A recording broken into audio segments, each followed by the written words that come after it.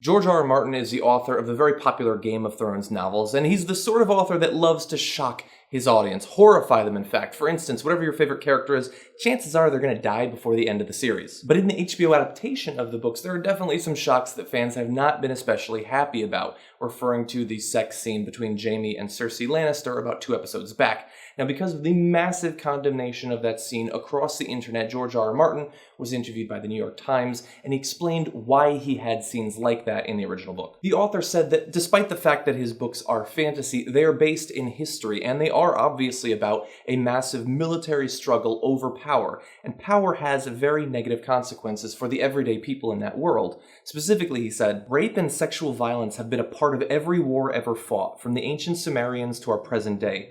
To omit them from a narrative centered on war and power would have been fundamentally false and dishonest, and would have undermined one of the themes of the books, that the true horrors of human history derive not from orcs and dark lords, but from ourselves. We are the monsters, and the heroes too. Each of us has within himself the capacity for great good and great evil." He goes on to say that history is written in blood, and that the world he's created is no darker nor more depraved than our own world.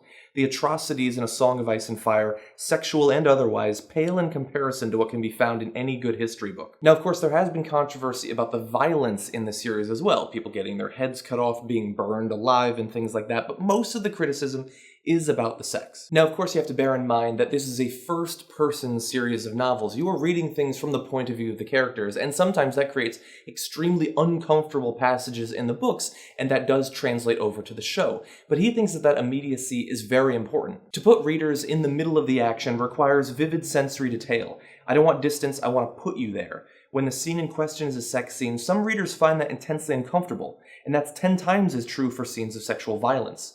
But that is as it should be. Certain scenes are meant to be uncomfortable, disturbing, hard to read. So to the critics of Game of Thrones who say that it's filled with violence, both of the traditional sort and also of the sexual variety, you are of course entirely right. You can't get through a single episode of the show or a chapter of the book without some form of violence. But to act as if the point of Game of Thrones is to be pornographic or provide cheap thrills for the reader or the viewer, I don't think that that's really fair either.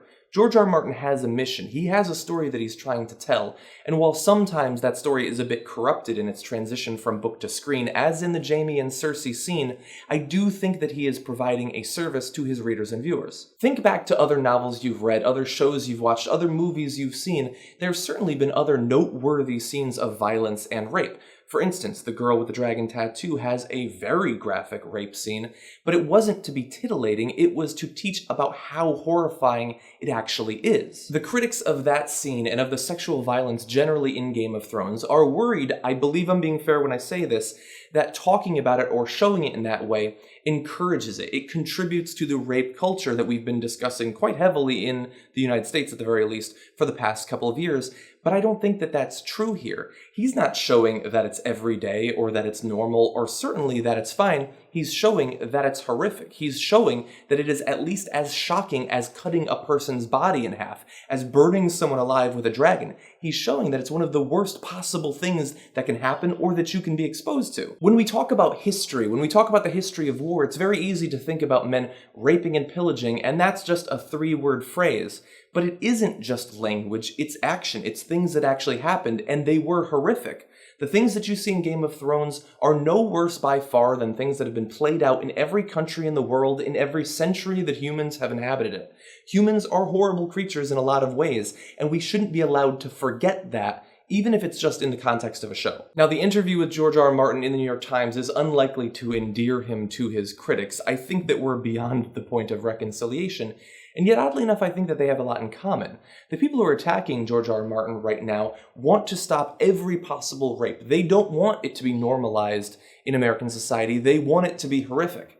And what better way to do that, what better way to show that than in a show like Game of Thrones, seen every week by millions of people, cataloging and showcasing the horrific possibilities of the human experience. Now, if George R. R. Martin's arguments about wanting to be historically accurate and wanting to make a point about the horrors of war has not convinced you, he does also have an apology to people who were disturbed by that particular scene. If the show had retained some of Cersei's dialogue from the books, it might have left a somewhat different impression. The scene was always intended to be disturbing, but I do regret if it has disturbed people for the wrong reasons. So that's what I think, and that's what George R.R. Martin thinks. But now it's turn to say what you think. You can head down below that like button to the comments and let me know if you agree with the author that it serves a historical role in being accurate and helping to remind us about the absolute horrors of war so that we can stop it from happening in the future, or if showing it to a modern-day audience only serves to sort of normalize rape in 2014. Let me know what you think.